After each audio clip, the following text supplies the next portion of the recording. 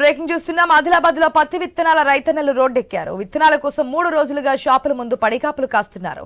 విత్తనాల షాపు దగ్గర no stock బోర్డులు దర్శనమివ్వడంతో రైతులు ఆగ్రహం వ్యక్తం చేస్తున్నారు. స్టాక్ లేదని షాపులు మూసివేయడంతో రైతన్నలు ఆందోళన చెందుతున్నారు. విత్తనాలకు బ్లాక్ మార్కెట్ కు తరలిస్తున్నారని రైతులు నిరసన వ్యక్తం చేస్తున్నారు. రోడ్డుపై బైఠాయించి రాస్తారోకో నిర్వహించారు. విత్తనాలను తరలిస్తున్న వాహనాన్ని అడ్డుకున్నారు. తమకు ఇవ్వాల్సిన విత్తనాలను ఇచ్చోడకు అక్రమంగా తరలిస్తున్నారని రైతులు ఆగ్రహం వ్యక్తం చేస్తున్నారు.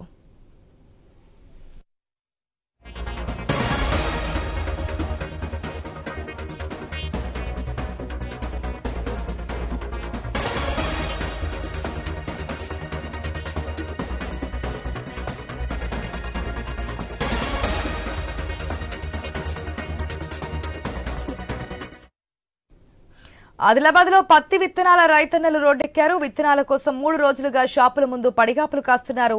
విత్తనాల షాపు దగ్గర నో స్టాక్ బోర్డుల దర్శనమివ్వడంతో రైతులు ఆగ్రహం వ్యక్తం చేస్తున్నారు.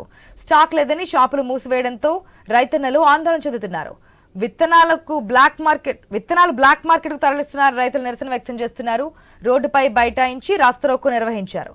విత్తనాలను తరలిస్తున్న వాహనాన్ని అడ్డుకున్నారు. తమకు ఇవ్వాల్సిన విత్తనాలను ఇచ్చోడకు అక్రమంగా తరలిస్తున్నారని రైతులు ఆగ్రహం వ్యక్తం చేస్తున్నారు.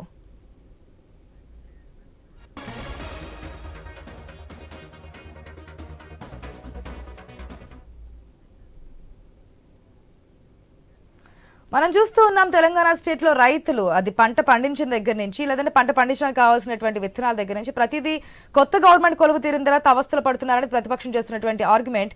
మరి దానికి సంబంధించి రైతులు ఇప్పటికే విత్తనాలను అక్రమంగా తరలిస్తున్నారని చెప్పి ఆరోపిస్తున్నటువంటి పరిస్థితులు కూడా మనకు కనిపిస్తున్నాయి. ఇప్పటికే ప్రతిపక్ష పార్టీ తరపు నుంచి వర్కింగ్ ప్రెసిడెంట్ కేటీఆర్ కూడా స్పందిస్తున్నారు. దీనికి సంబంధించి పూర్తి అప్డేట్ శ్రీనివాస్ ద్వారా తెలుసుకుందాం. శ్రీనివాస్,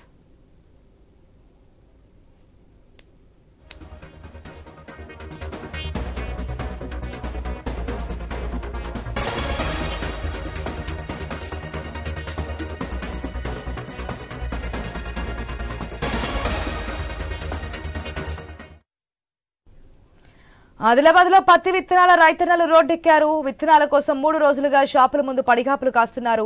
విత్తనాల షాపు దగ్గర నో స్టాక్ బోర్డులు దర్శనమివ్వడంతో రైతులు ఆగ్రహం వ్యక్తం చేస్తున్నారు. స్టాక్ లేదని షాపులు మూసివేయడంతో రైతన్నలు ఆందోళన చెందుతున్నారు. విత్తనాలు బ్లాక్ మార్కెట్ కు తరలిస్తున్నారని రైతులు నిరసన వ్యక్తం చేస్తున్నారు. రోడ్డుపై బైఠాయించి రాస్తారోకో నిర్వహించారు. విత్తనాలను తరలిస్తున్న వాహనాన్ని అడ్డుకున్నారు. తమకు ఇవ్వాల్సిన విత్తనాలను ఇచ్చోడకు అక్రమంగా తరలిస్తున్నారని రైతులు ఆగ్రహం వ్యక్తం చేస్తున్నారు.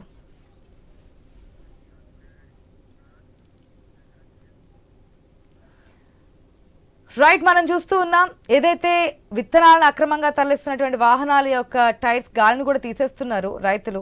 ఎందుకంటే విత్తనాలు వారికి అందకుండా అక్రమంగా తరలిచ్చేస్తున్నారని. అక్కడ ఏం జరుగుతుందని డీటెయిల్స్ తెలియజేయడానికి శ్రీనివాస్ నాయుడు తెలుసుకుందాం. రైట్ శ్రీనివాస్. ఏదైతే ఖరీఫ్ సీజన్ ప్రారంభం కానున్న నేపథ్యంలో ఆదిలాబాద్ లో తెల్ల బంగారాన్ని పండిస్తున్నటువంటి రైతులైతే ఈ రోజు రాస్తారోకో నిర్వహించారు. దాదాపుగా గత 3 రోజుల్లో కూడా భారీగా ఇటు ఏదైతే ఫెర్టిలైజర్ షాపులకి రైతులు విత్తనాలు కొనుగోలు చేయడానికి రావడంతో మొదటి రోజున కొంతమేర స్వల్ప ఉద్రిక్త పరిస్థితి నెలకొనగా నిన్న ఎటువంటి సంఘటనలు జరగకుండా ఇటు జిల్లా కలెక్టర్ తో పాటు ఎస్పీ దగ్గరుండి కూడా ఫెర్టిలైజర్ షాప్ వద్ద ఉన్నటువంటి పరిస్థితులను సమీక్షిస్తున్న సందర్భాలను కూడా మనం చూసాం. అయితే ఈ రోజు ఉదయం నుంచి కూడా ఫెర్టిలైజర్ షాపుల వద్ద భారీగా ఇటు రైతులైతే రావడంతో అయితే ఏదైతే విత్తనాలను విక్రయిస్తున్నటువంటి ఫెర్టిలైజర్ షాప్ యజమానులు తమ దగ్గర స్టాక్ లేదనేసి నో స్టాక్ బోర్డులు పెట్టడంతో అయితే రైతులైతే ఆగ్రహం వ్యక్తం చేశారు. ఈ నేపథ్యంలో జిల్లా కేంద్రంలో రోడ్ల పైన అయితే రాస్తారోకో నిర్వహించారు.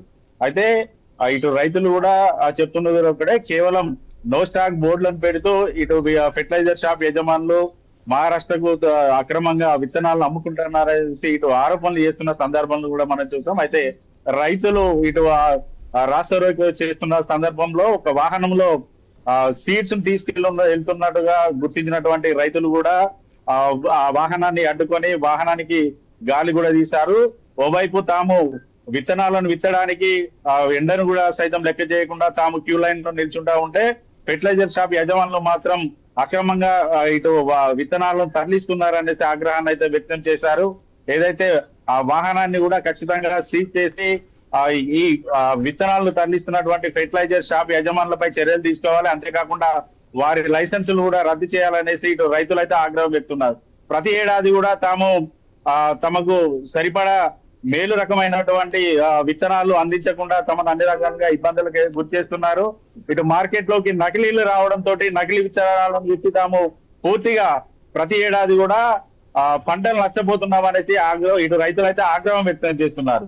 తాము గత కొద్ది రోజులు కూడా ఏదైతే RCN రాసి 695 విత్తనాలు కావాలనేసి జిల్లా అధికారులు చెప్పినప్పటికీ కూడా తాము ఇటు ఏదైతే కంపెనీ యాజమాన్లతో మాట్లాడడం, విత్తనాలు ఖచ్చితంగా రైతులకు సరిపడా విత్తనాలు అందిస్తామనేసి ఓవైపు ఇటు రైతులు ఇటు అధికారులు చెప్తున్నప్పటికీ కూడా ఏదైతే ఈ రోజు విత్తనాల వాహనం దొరకడంతో అయితే రైతులు ఆరోపణలు చేస్తున్నటువంటి ఆరోపణలు కూడా పూర్తి స్థాయిలో నిజాలనేసి నిగ్గుతేలిన సందర్భాలు కూడా మనం చూస్తున్నాం. ఏదైతే ఇటు రైతులకు మేలు రకమైన విత్తనాలు ఇవ్వకపోగా నాసి రకం విత్తనాలు అమ్ముతూ పక్క రాష్ట్ర ఏదైతే పక్కన ఉన్నటువంటి మహారాష్ట్ర రైతులకు అక్రమంగా ఎక్కువ రేట్లకైతే ఇటు విత్తనాలు అమ్ముతున్నట్లుగానైతే రుజువైంది. ఇప్పటికైనా అధికారులు స్పందించి అక్రమ దందా చేస్తున్నటువంటి వారిపై చర్యలు తీసుకోవాలనేసి రైతులైతే డిమాండ్ చేస్తున్న పరిస్థితులు అయితే ఉన్నాయి. Right Srinivas, thanks for the update.